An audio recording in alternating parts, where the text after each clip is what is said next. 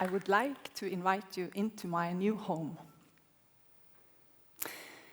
It's a home that helps me to inhabit this planet in a healthier and happier way. Together with my neighbors, I create a community where we care for each other and for the environment. My home is not only a private investment, it's an investment into the common goods.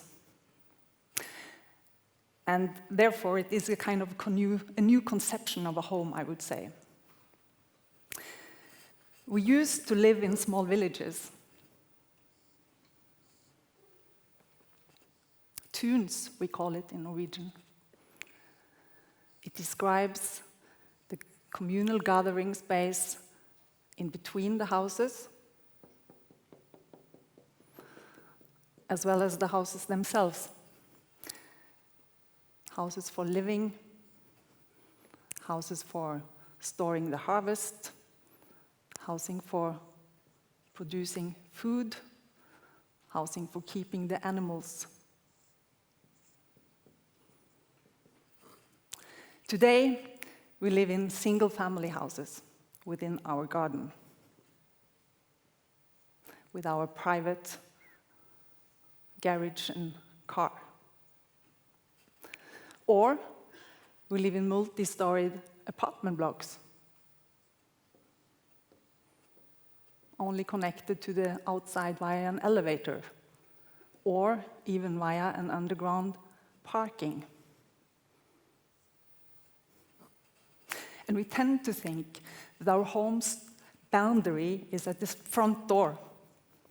But in fact, our homes are part of larger infrastructural systems and spatial sequences that we do not see, but which influence our daily life a lot.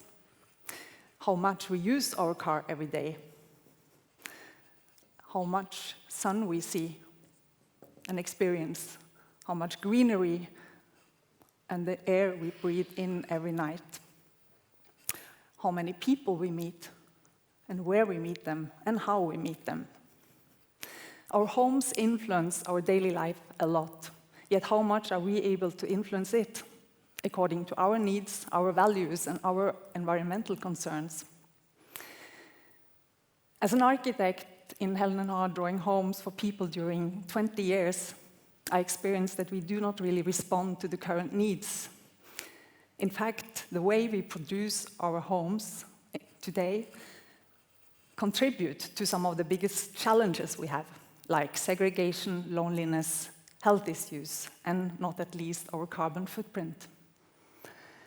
So back in 2010, together with a green investor, we started to investigate into how we could make homes that could help us to reduce our carbon footprint and at the same time increase our quality of life. Could the concept of sharing and shared space be the key to achieve this? Could we reintroduce the village into an urban context and open it up for all ages and life situations and on the open market? That was the vision we had, and we called it gaining by sharing.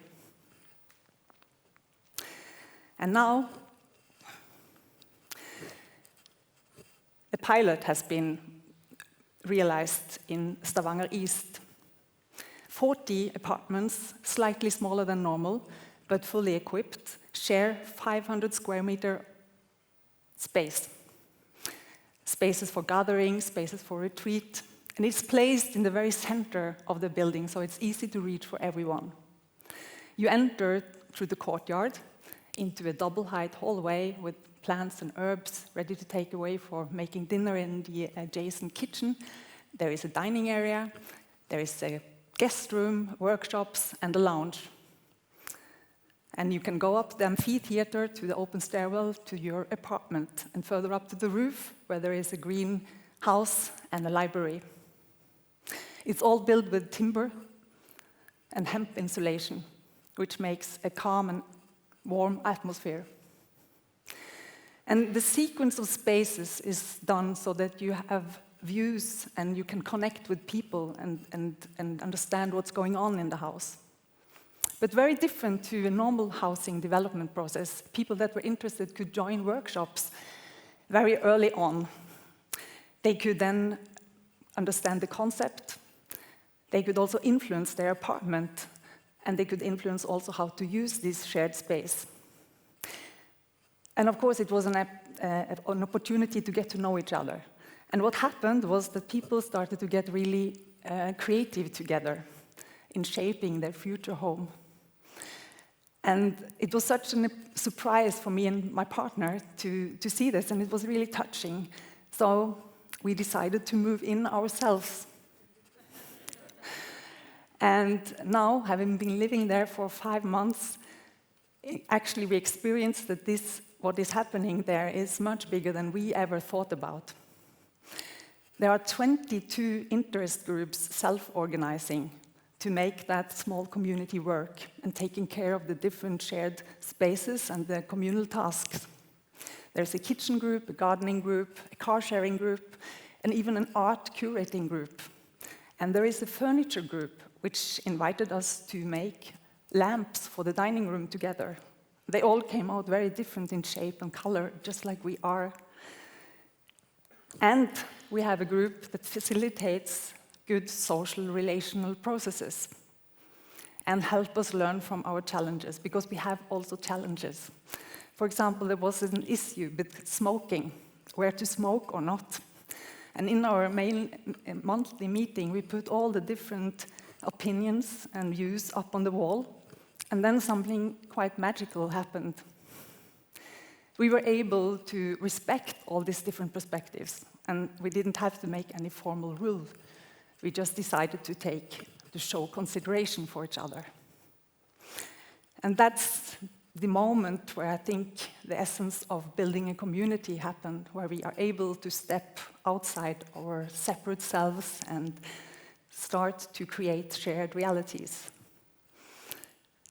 But people experience very different benefits from living here. Some enjoy really the social life, that it's easy to connect, to make things together, to create things together. Others evaluate that you live in a healthy house, you sleep better. And others again evaluate the possibility of sharing, to not owe so many things on your own. Toralf appreciates that he has been able to participate in making his own apartment. And that is really making a very important base for him when it comes to how he is able to participate in the social life.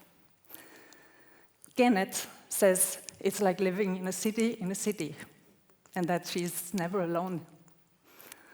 And her daughter says she has everything she needs here. Selma says she lives in a tree. She has occupied a leftover space over the bathroom and made her own little world there. And Ansiri loves gardening, and she shares her enthusiasm and knowledge to all of us. And she says she has become more open-hearted after moving in here. And myself, my best experience is the part that apart from that I've got this very compact and super green apartment, is that I've also got part of this cool gang. And meeting one of them in the stairwell, we take our time to chat about the weather or about the upcoming sharing dinner. And that's how we practice our intentions and values. And it really makes my day. Evidence of benefits from co-housing is mostly anecdotal. There's a little research, but it starts to appear.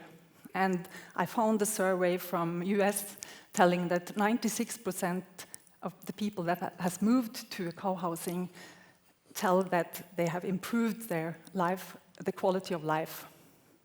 And 75% felt that their health is better than other people their age.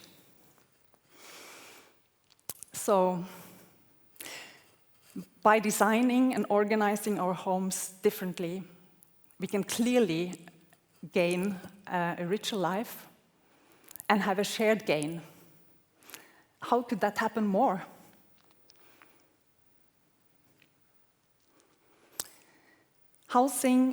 The housing industry is big business.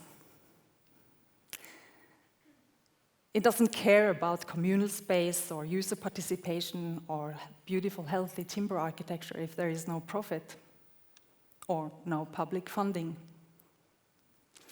On the other side, we are all consumers. We buy homes and rent homes. Are we ready to risk to engage outside our front door? I think we are. There are curious people visiting our house nearly every day, and our sharing platforms, co-working spaces, and co-housing is trending in Europe and elsewhere. But these are mostly bottom-up initiatives or user-driven initiatives. So how could we scale that up? How we build our homes, the architecture and the spatial design of master plans could help that more people can experience this. But this would be a political demand.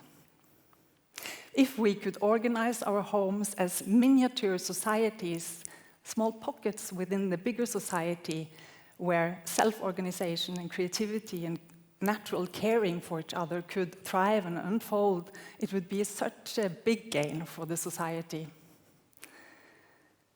And maybe the recipe is simple. If we use what we know from our village life, we gather around the center, a shared center, where we eat and celebrate and solve our issues. And of course, it would have to be much higher and denser.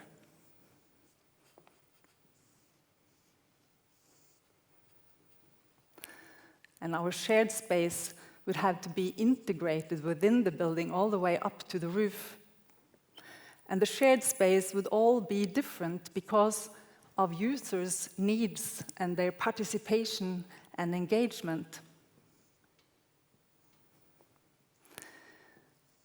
Some would emphasize food production, others social cooking, others again activities for children and play, or sports facility, or bicycle repair and other workshops.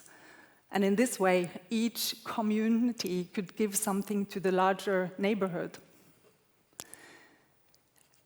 Of course, everything should be built in natural materials like timber. And we would have green roofs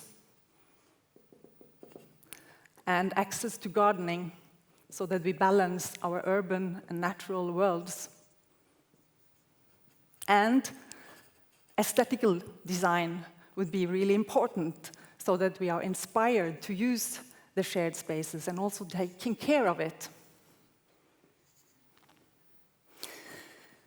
The reason why I'm drawing here today is to show a possible transformation from a village to our contemporary segregated housing system and to a future urban village where my home belongs to a bigger neighborhood and a bigger neighborhood which belongs to the planet in the end.